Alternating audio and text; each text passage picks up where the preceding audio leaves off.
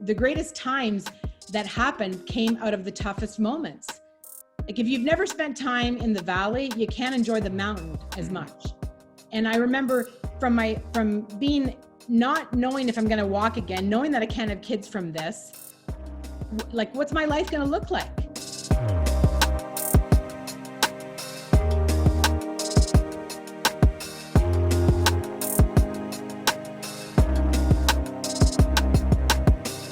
I just want to thank you for taking the time today to spend some time with us, not only at the realty firm, but a lot of other people from other organizations. I think that right now it's more important than ever to come together collectively and share and contribute and create that space of abundance and just look at supporting other human beings along the way. And I think that the more that we can do that on any level, it certainly serves a greater good. And I know that for myself and a lot of the people that I get to talk to on a very, very consistent basis, they're just getting so tired of scrolling, the news feed and seeing, nothing but, pandemic news or U.S. politics in many cases. And they've just kind of had it as far as, the negative dynamic that sometimes, presents itself. So, well, unfortunately, that's all that sells. You got it. So I appreciate you and certainly taking the time. Back at you, and I appreciate the opportunity. So let's jump in and talk a little bit about you, and maybe you can give us some background on yourself.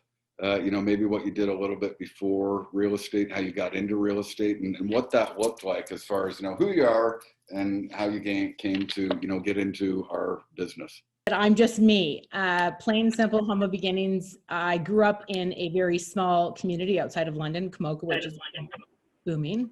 I was in the beauty business for a while. I liked that, but after about 6 months, I thought this is boring. Like there's no ceiling, or there's definitely ceiling. Catty women, I couldn't stand that. Too much drama. And there was a sign out on Coldwell Banker Holiday Realty on Baseline, and I forget where it was at the time. They were looking for a receptionist. And I applied to the job and I got it. And that was my start as a receptionist. And then I went into all the areas of real estate, as an assistant. I went from there to RE/MAX, kind of traveled with a couple agents. They went to RE/MAX and said, well, if we can bring our receptionist over, we'll come. And so we kind of went as a package deal and went down all the different avenues there, deal secretary and marketing and all that, dated a realtor, and you know how that goes all the time. Then I left, and I worked for a couple different teams, and then the market crashed. I forget what year that was, but not important. And my broker at the time said, just stay. And I said, I don't want to do this for myself. I don't want to do it. So I went to the radio station and went into marketing for 8 years, and was at the top of my game there, and woke up one morning on my way to a sales meeting, and I had no feeling in my legs. So a quick call to my sales manager and said, I'm going to be late for the meeting, which led to, long story short, 2 years of they could never understand what happened. It was like a fluke. I had one surgery that lasted for probably about 6 weeks. It worked. And then I got into the, a little bit dependent on pain meds and that type of thing. And went back to see my surgeon, and he said, you need complete reconstruction of your lower back. And there's a lot entails with it. I won't do the surgery unless you agree to recovery. And I'm thinking, oh, what are we talking? 2-3 weeks, 6 weeks at max? And he said a year. I literally had the surgery, which was scary because they said there's a great chance that you'll never walk again. And that's a really hard, when you're like me that moves at Mach 1, it's kind of hard to think, I can't imagine not walking, but I'm going to take the chance. I'm going to take the leap of faith, and I'm going to do this because I can't live the way I'm living. I had the surgery, and while I was off, I had disability, which breezed me through my year of recovery. And during my recovery, they kept saying, like, why don't you go back and doing real estate for you? Because my doctor said you have to go back to doing something you can dictate your day. And everybody that had any significance in my life said, go back into real estate for you. You've done it for everybody else. Do it for you. And so at the time, I couldn't sit down, so I had to stand the entire time. Over the past, or over the course of the year, I got my license back, and that just sort of started me down. I worked for a top team, and all of that, and it's kind of, I've done every sort of aspect of the business, from buyer's agent to being on a team, to one day he decided to just didn't want a team anymore. And, it's kind of, I got my wings. I went on my own and I never looked back. Sure. And so what year was that you, kind of got back in on a full-time basis on your own? It would have been 2006, I believe. Okay. So right in and around the time that I got licensed, and I spent some great time with the wonderful world of RE/MAX as well. Yep. And I'm going to share that, back then, very few were really, really using social media a lot, or, even the way that we network and engage now, there were very few people from the London, Ontario market that would go down to a RE/MAX conference. And so I felt, that this was just a gold mine in terms of, the agent-to-agent referrals and networking. And all of a sudden, people started to get to know me and my story, and I'm getting all these referrals. And then for whatever reason, Kathy Thirsk's name started popping up all over the place, and my market share of agent-to-agent referrals started to decline. So take us inside how you started on your own, and, what did you do to get going in the business and get busier and things like that? I've always been about relationships. I'm not a, sell, buy, gone. I've never been transactional realtor ever. I never did it when I worked on a team, or even when I saw other people doing it. I'm thinking, why don't you create real relationships with people? Because that's what I knew. And I mean, my father was a minister growing up, so that's all we ever knew in our family. We were very relational. And when I started with that, it was amazing how business would attract to you. They loved your personality. And I found that you really attracted the kind of people that you wanted to work with. And then it started going again to conferences and to events. I loved social. I mean, that was my middle name. Let's have a little party. And it just kind of stemmed from that. I mean, you do something for somebody else, and I was amazed at the agents that said, you waste your time going to these things. They cost too much. And then you send them things after. Like, why do you waste time? Postage. And to me, it was just like, this is an untouched mine of people and opportunity. And you guys are looking at it totally wrong, but hey, keep your whack thinking, because it's going to be great for me. Sure. That's how I built my business. And so did you apply the same? I would think so, in terms of, the people that you knew inside of London, and that relationship oriented business, and really, I guess serving and supporting them, connecting with them, engaging, take us inside the people that were close to home and doing business here. Oh yeah. I mean, I was saying it's very different here than it was there. I always walked to Starbucks every morning. That was kind of my quiet time. And I remember there you'd see people in line, and they've shown your house the night before, and you're kind of chit-chatting with them like, hey, where's my offer? I mean, a little different here because you've got, 10 times the amount of people. But I always, for me, again, something my father taught us, it was not about money. It was about your reputation and character.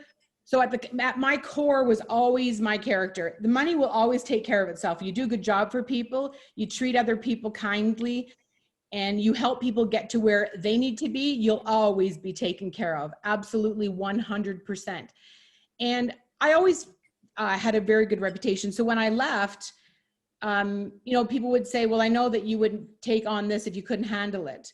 And I think the reputation part of, when I did a deal with people, I was very positive with people. I was big on sending note cards to people after a transaction and thanking them for the business. And I remember different times, I still remember different agents, Ryan, in your office that, you might have lost a listing to something, but there was that honorable mention that, hey, I just want to let you know, I'm going to be listing it. Like there was always that character, but I think it's something that I gave out, so I got it back. I never left London ever with one regret, only it was tough to leave because you had a good business and you knew you were starting all over again. But I have nothing good to say, or I have nothing bad to say about London. London, the agents are fantastic, and I think the reputation that I had there followed here from agent to agent referrals and people in the offices. Totally. Maybe you can lend a little bit of insight. I mean, I would say that, in my first 5-6 years in the business, I would be considered a transactional agent, and certainly come to try and evolve from that along the way a little bit. Right now, you see so much in terms of volume and transactions and more. And I don't think that there's anything ever wrong with wanting more. I mean, it's always nice to do more, be more. But how do you stay in that space of a relationship? What I would say for you is 100% human and heart-centered, type of business connection and personal connection with people when you start to grow, because it's no secret, like your business in London grew relatively quick to one of the, higher performers in our marketplace. I had a hard time with that, as far as like keeping in touch, and it cost me business down the road until I really got aware to it. But you seem to maintain that momentum at a really high level, connecting with people continually. My question is how? Well, I think, one thing that I've always kind of learned, and I've learned it more here, and so much by trial and error, like I don't have any secret sauce. I am just me. But one thing that has really, I guess even in COVID, has taught me, we talk about greatness, and we talk about success, significance, and greatness. And success, I think, is how well you've done for yourself. Significance is how you've done for yourself and for others. Greatness is how well you inspire others to do well for themselves and others. And for so many of my clients, you attract what you want to work with. So yeah, do you get some different ones along the way? Absolutely. And some become a transaction. That's it. But I think for the most part of mine, and I feel very blessed this way, a lot of the clients that I've dealt with become friends. So they almost, it's easy to connect with them, whether it's a quick, sometimes it's a quick voice text, sometimes it's a text, sometimes it's a card. And sometimes I think it's a nurturing part of women. Like I think it comes easier to women than it does men. And I'm not trying to stereotype, but I think sometimes it does come a little easier that way. Sure. I've had so many people that think, even girlfriends that say, oh my gosh, your life is so easy. And then they spend a couple of days with you and realize, oh my gosh, I can't believe what you do. But I think you have to truly love what you do. If you don't, I don't think you can do it. And that's where the genuine part of stuff comes in. I couldn't genuinely do what I do if I didn't love it. And there are days I don't love it. Absolutely. When you look at, the way that your business has evolved with relationships, I mean, there's so many different things being, thrown at us, certainly certain things that I apply in my own sales business and do some training on. But, have you utilized, a lot of other, different, I guess, strategies or tactics to grow business? Like a lot of people do, cold calling or prospecting. Many people do, lead generation or, flyering. What were, if any, some of the other forms of business cultivation, I would say, that you applied along the way? Well, you probably hear this from, and I'm the first person, like I'm type A, high red or whatever, color chart or personality I'm like every 3 seconds, oh, squirrel, oh, shiny object, oh, I'm going to try that, I'm going to do that. What I am really focusing on is scaling back my database and not going wide, but going deep. Yeah. And you can spend thousands and thousands and thousands of dollars with lead gen and everything else. And you know what? If that's your style, go for it. But I think sometimes in the part of being your best authentic self, which I always aspire to be, you have to be what works for you. Would I have a problem door knocking? Not a problem at all. I guess not in COVID right now. But for me, it's diving into my database. And so many people go, wow, that's so overrated. Everybody says that. But not a lot of people do it. And I find when I am in my zone with my database and going deep, you don't have to do all kinds of online marketing. And because I'd rather spend the money that you'd spend with a lead gen for my style of business, I would rather spend that into my database, whether it's a client function or, things back to them. That's how I've always done it. Am I trying new things? Yes, just differently. But I'm a big believer in the personal stuff, because if you're doing stuff that isn't you, it comes across. Like, I don't do a big newsletter.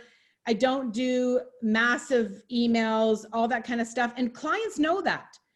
But time and time again, I have a very good retention. 5 years down the road, people remember things that I did for them.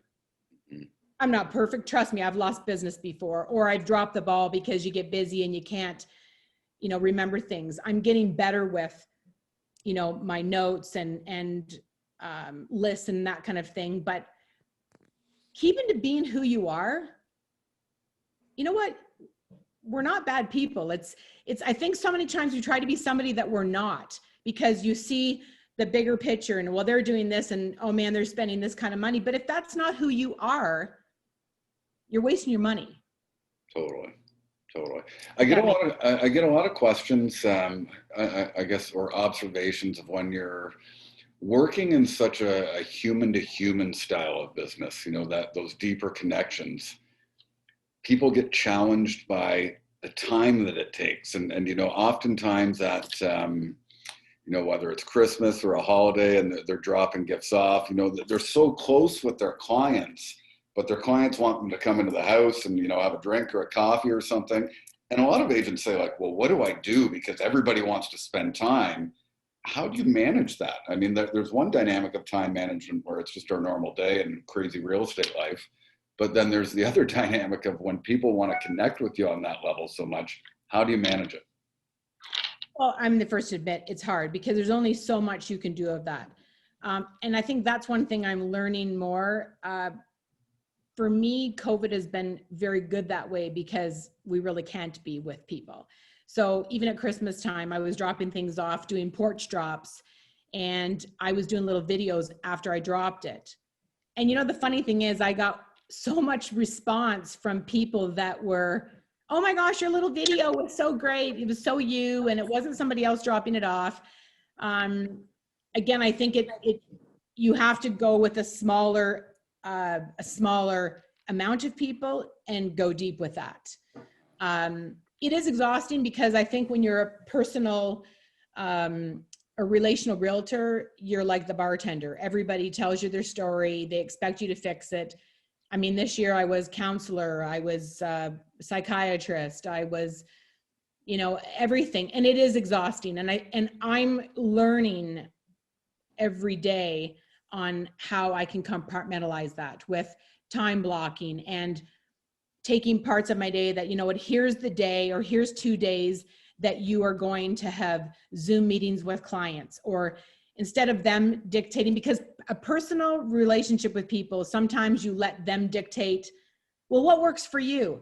No, here's what works for me. I've got this and this open. And I've been probably a little lax on that. And that's where it kind of overtakes. So being more consistent with my calendar and time blocking, and having certain days that are this time in the day is directly for, face-to-face Zoom, sending little cards, that kind of thing. And definitely have to have more video, for sure. More video. 100%. And it's tough. I've taken different courses probably 2 and 3 times, and I love doing it, but I always think you got to be in the zone and you got to look decent. And what if you stumble when you go through it? And I look at people's videos and I'm thinking, okay, Kathy, stop overthinking it. Just do it. Yeah. Progress, not perfection. Progress, not perfection. Exactly. And When, people love it. love it. Yeah. And your They feel videos, like you. your videos give people the experience of you for certain. One of the things that I've come to recognize, because I certainly have, appreciated doing a little bit of referral business with you in the past. And so you've got this, this amazing, 100% authentic, caring energy. And I know that you give that 110% to your clients and your agent network. And at the same time, when I've, done a referral with you, when you have a client, it is sorted. There's no BS to it. You know exactly what's what. And it's like one of the best referrals somebody can get.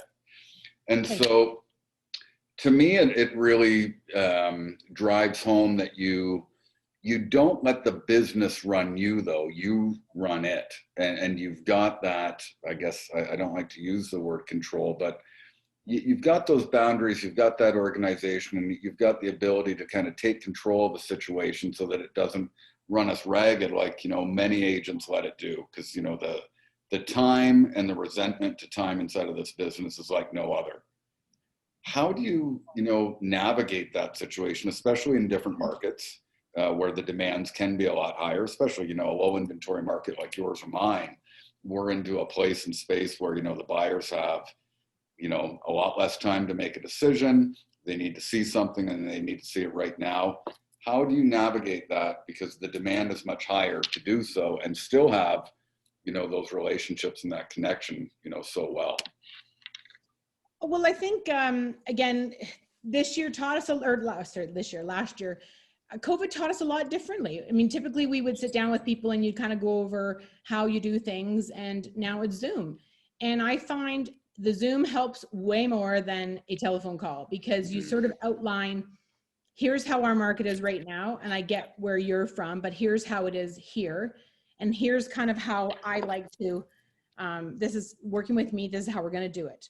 I need to have your pre-qualification first, and our, buyer contract and all of that outlaid. And I think the times that it doesn't maybe feel as smooth is when I've let those things go because I'm busy and I'm thinking, oh, just, tell me what you're looking for. And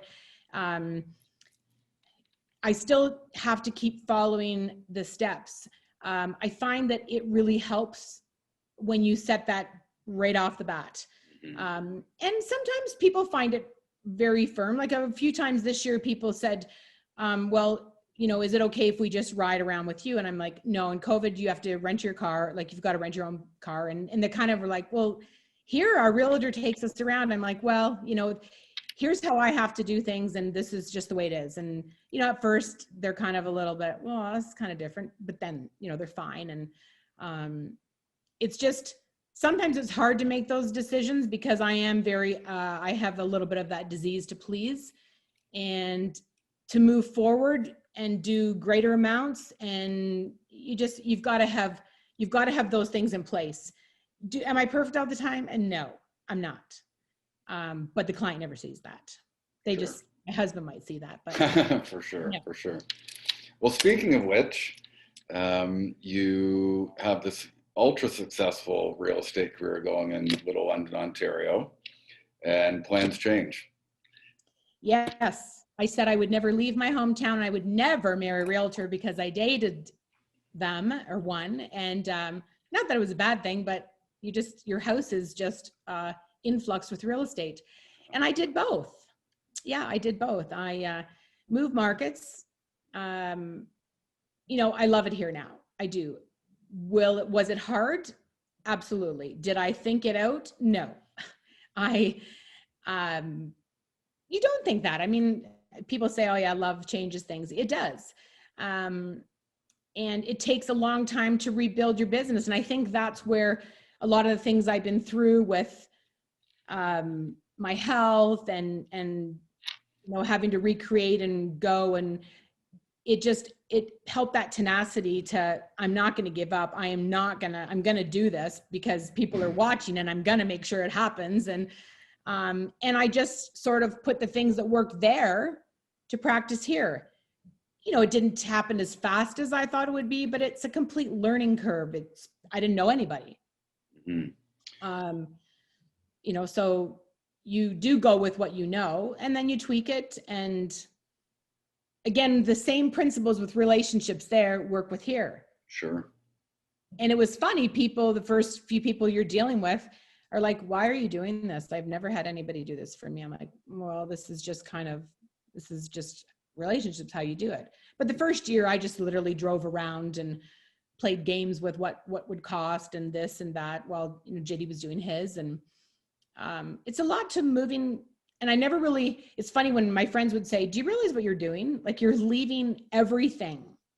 And I'm like, don't put it that way, because I don't know if I'll go, but I'm glad I did. Sure. And so when you move in, to another market, not only, as a life change, but into, obviously this relationship with another, highly successful realtor in JD, how does that impact, as far as the synergy between the two? Did you guys keep it pretty separate at the start? Did you kind of come together? What did that look like?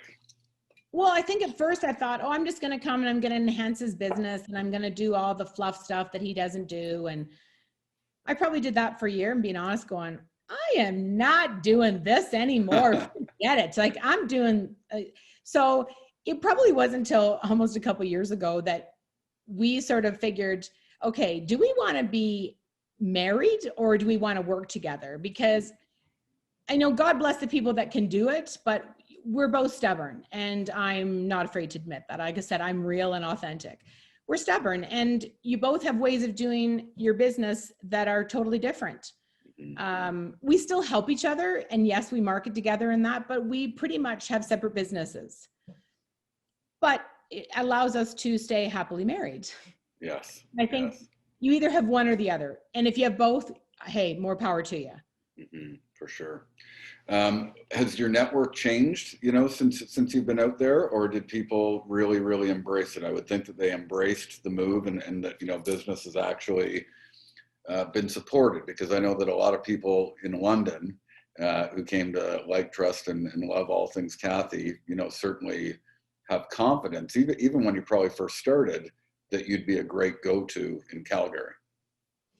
Yeah. And I it's kind of silly. You think I was kind of surprised because, but it's gotten bigger and better. And it's funny how you don't realize how things are going to happen. Everything always happens for a reason. And that's not just a cliche.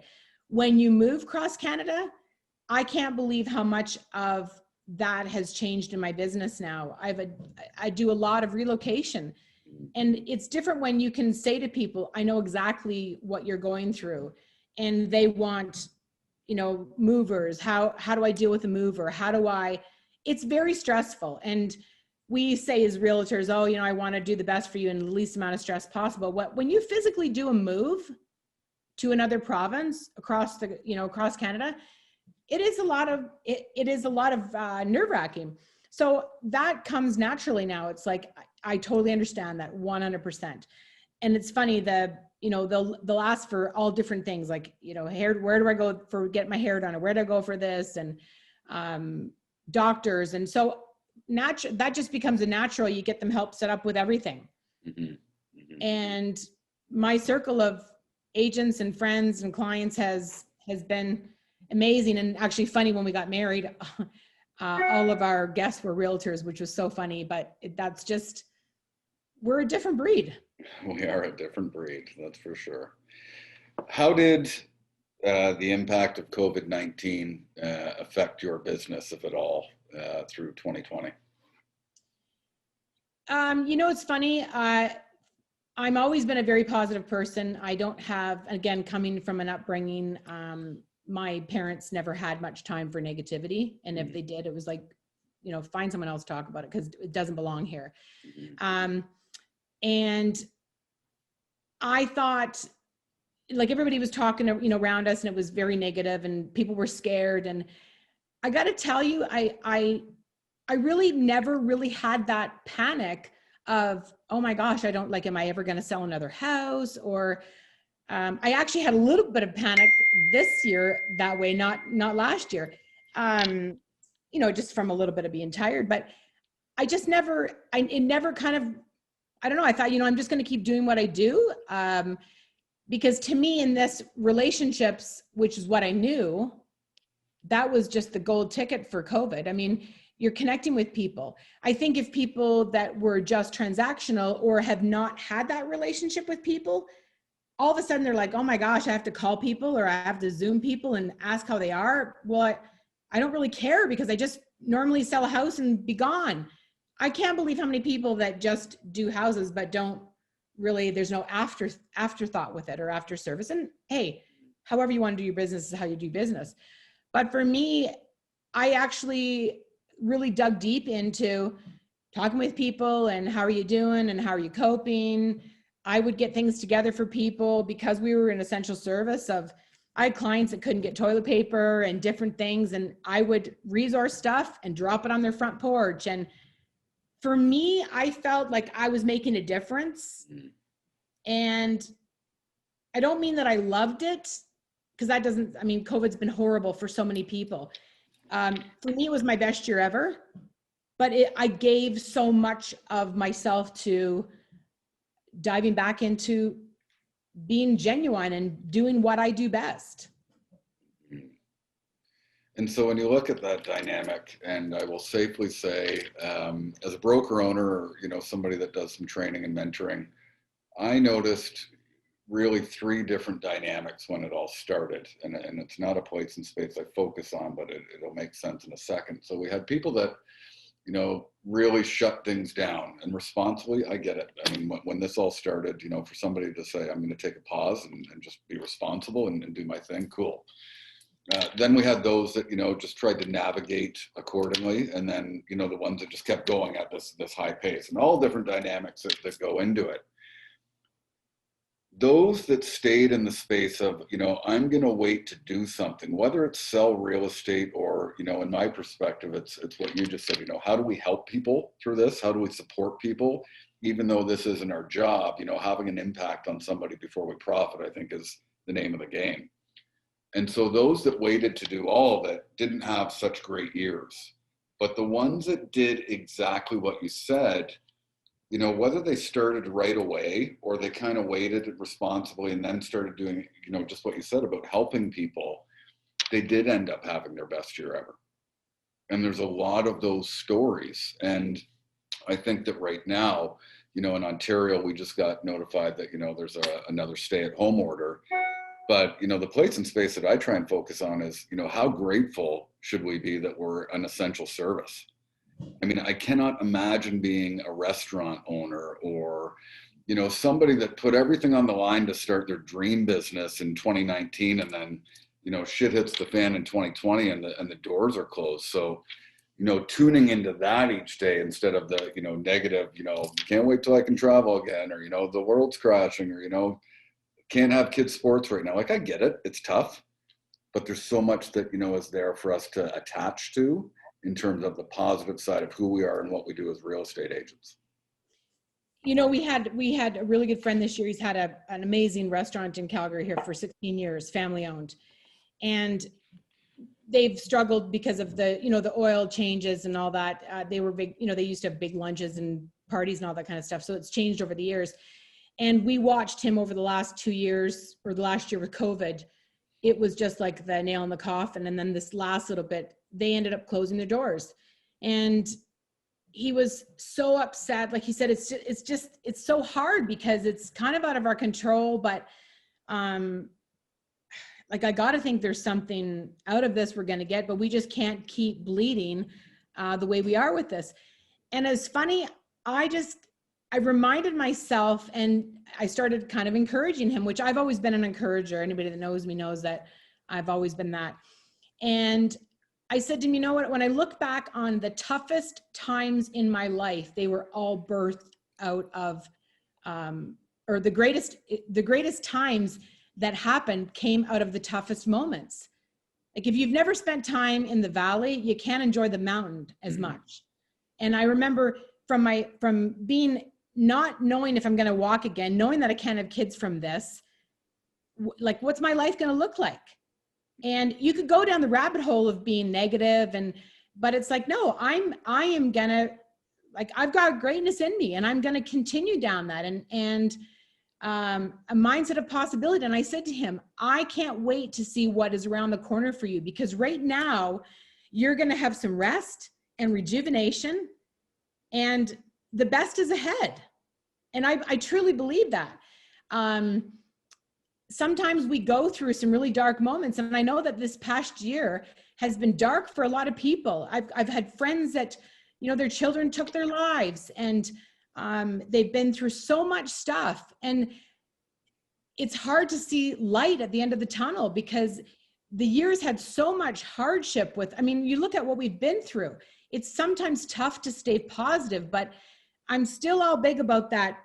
The mirror in your car, like the rear view mirror, is there just to glance back at where we've come and the past. But that's not where we dwell. We dwell in the front. The front window is full of opportunity. And I truly believe that we all have greatness in us, and you've got to have that possibility thinking. Gosh, as somebody that tries to motivate and inspire, you just gave me goosebumps. So I think that would probably hold true for many of the other people inside of this room. So thank you for that. I love being happy. It hasn't been hard, but you know what? I think if anything, in the gift that we've been given as an essential service, there's a lot of people around us that aren't. And I think we need to really dig deep and find the blessing that we can be to people every day. It's just in some way. My mom always said to me, when you're having a bad day, go help somebody else, because you'll feel much better. And she was right. It's amazing the times when you are the lowest.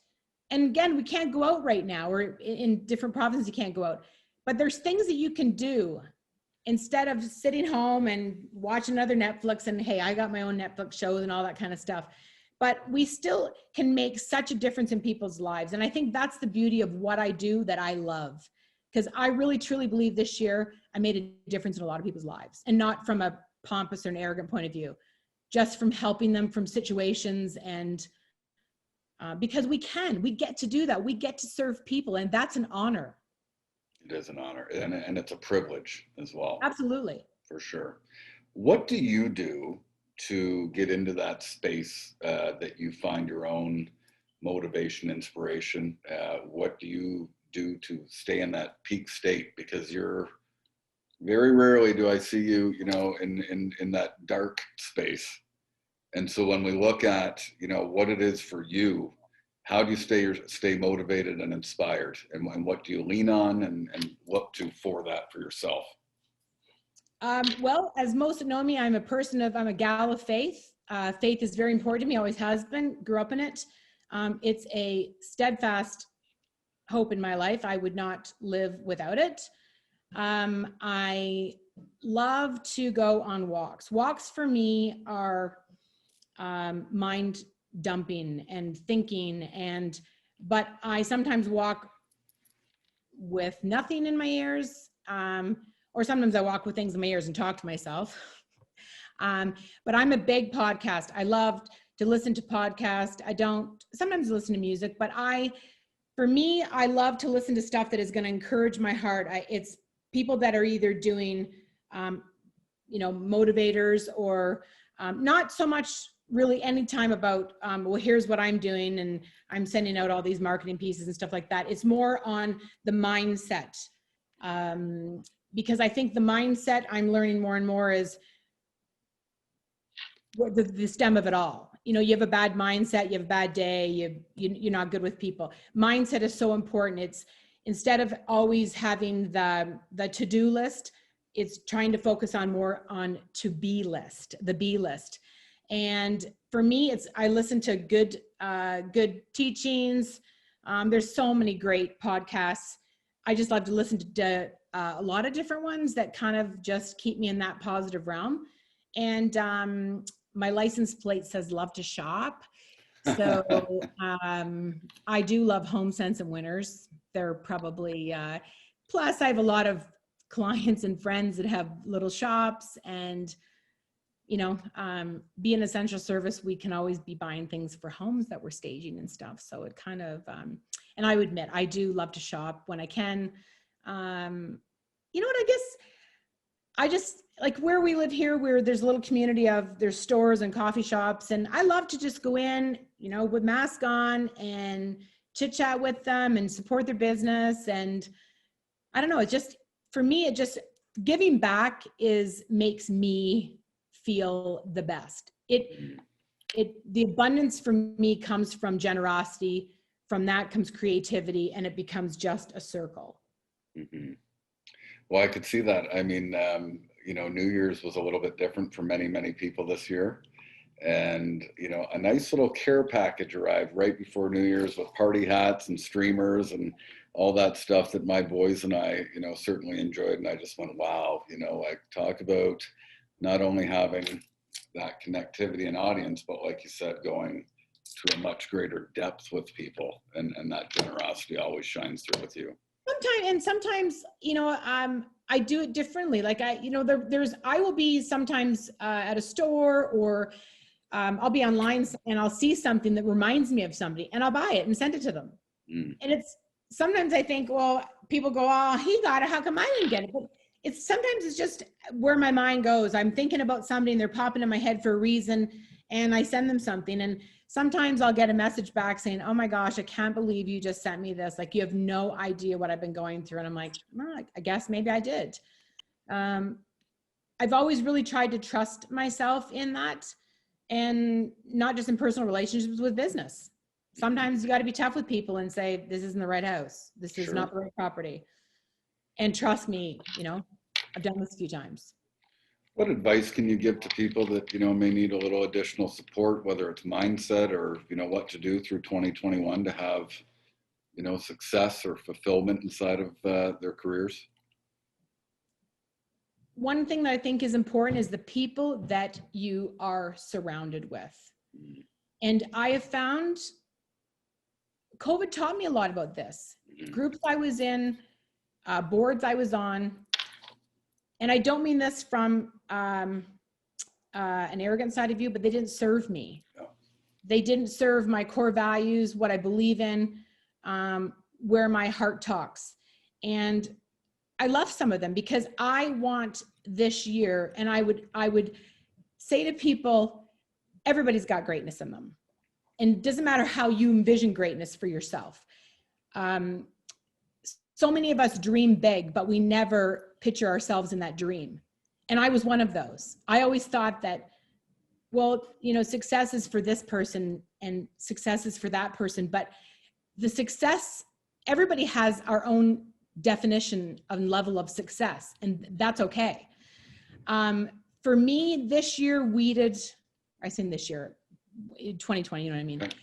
This year really weeded out things that don't serve me, people that were not of influence, people that just didn't do things, not necessarily the way that I do, but things that I don't do. So why would I want to hang around those people? Because they're not a person that's going to help me grow. In fact, when I'm around them, they drag me down. And sometimes it's hard to dig deep with that because they're in your own family. Sure. And I've been there. Surround yourself with people that are your champions. It's okay to have a bad day, but surround yourself with people that when you have a bad day, you can call them and they're going to lift you up, because that's a true friend. When you have a great success, you celebrate property or you help people, that you can champion with people. Those are true friends. And sometimes we got to go through hard times to find those people, because we're surrounded by negativity. I mean, for me, I like to see what's going on in the news, but I've got to learn to turn that off, because it's just, it's a negative mindset. You have to be aware of things, but it almost becomes what you believe. And I think just surrounding yourself with people, you know, people that are going to lift you up, take time for you. And that's one thing I think last year that I did not do enough of. I gave myself to a lot of people, but I didn't spend as much time developing me and a mindset. And this year I'm working on being better at authentic me, being the best version of myself, but that includes spending some quality time with me and having boundaries.